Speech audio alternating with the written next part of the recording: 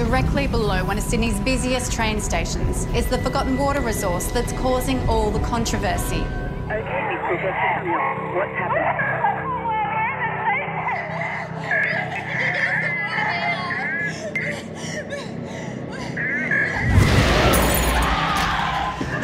What I want to know is, did you have a concept of how to do something with the movie, or was it always, this is the script we want to make, this is the movie we want to make?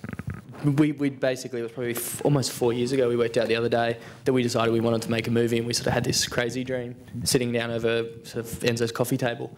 And then we decided we both liked horror, so we started sort of riffing on zombie movies, and then from there this idea of this journalism crew came out, and then the story sort of went from there.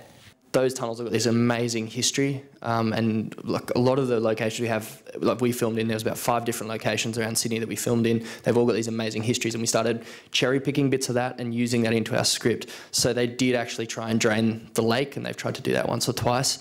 And it was a plan for a while, and then it just completely disappeared. And so we sort of kind of took that and then went, let's create this parallel universe from there. I've always been fascinated with the concept of a whole world underneath the city of where we live, and when I saw that story, I immediately responded to it, because here was something that I thought we could do within the confines of the scheme that these two sort of came up with. The use of the different camera formats was a big shortcut to getting the look we wanted to do. Like if we'd shot everything, even the security camera stuff on red, and then had to grade it down to look like crappy little security camera, would have cost a lot more money, taken a lot more time.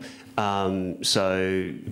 used about half a dozen different formats as appropriate to the scenes, I guess is the best way of putting that. When we showed Carlo the script initially, and we worked very hard on the script getting it right, it's not like we went in and said, yeah, something like that, just, we said to Carlo that because it was going to be told as a documentary, we needed to make sure that it felt very natural. It was refreshing to get this manuscript from them and be told, that's a blueprint. I want you to take it with the actors and rehearse the shit out of it for a month, which we did, and basically make it, just feel as real and as authentic.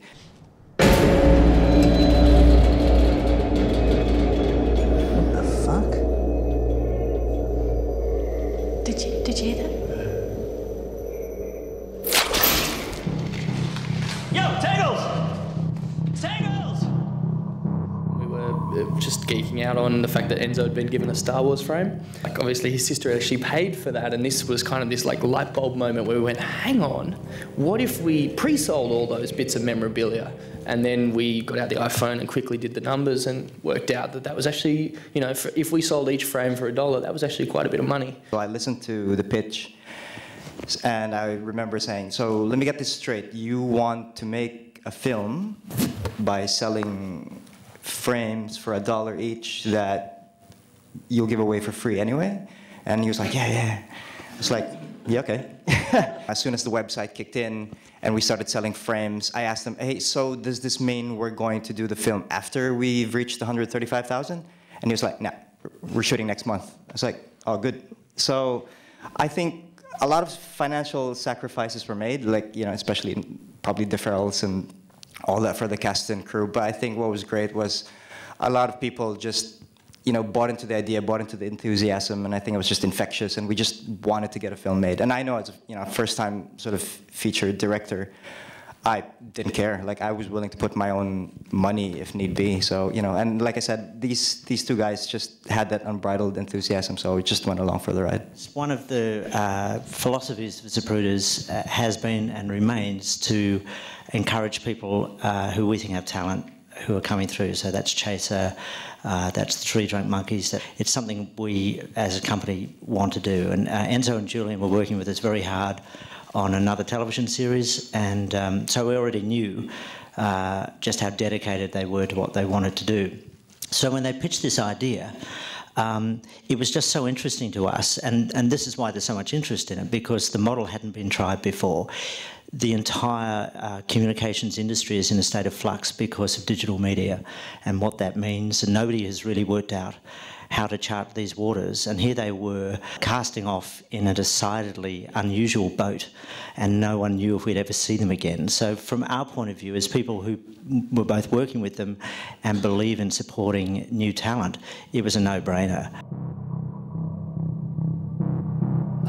Our sort of ideas and thoughts on piracy, I guess when we first looked into this, there's a lot of arguments and a lot of people sort of being very negative about it. We sort of went, look, it's probably here to stay. That's, you know, we don't have millions and millions of dollars to take, what is it, the Expendables, 23,000 people to court. We didn't have those kind of resources and all that. So we went, there is this huge, massive audience on the other end of this network. How do we turn that into a positive? Like, there's got to be a positive in that. And that's sort of when we went, well, if we sort of put this film out for free and they watch it and like it and love it and spread it, that's a global audience that will spread that to all their friends and all that sort of thing. So we did a lot of research into what was happening in the music industry and a couple of other projects that were happening online, people like Nine Inch Nails, Radiohead, those sorts of guys that do have kind of unconventional ideas about it all, and sort of went, wow, this might actually work. Piracy's not cool, like, it's just not, but that's not what we're doing, and you can't blame BitTorrent for piracy. Like, blaming BitTorrent.com for illegal downloading is like blaming Australia Post for drug smugglers that send drugs through the post. Like, it doesn't quite add up. There's nothing wrong with the technology, it's just some people decide to use it for, you know, ways it was designed for, but not strictly legal ways of doing things. So, you know, what we're doing is strictly by the book and legal. There's nothing wrong with what we're doing, I don't think. Steve.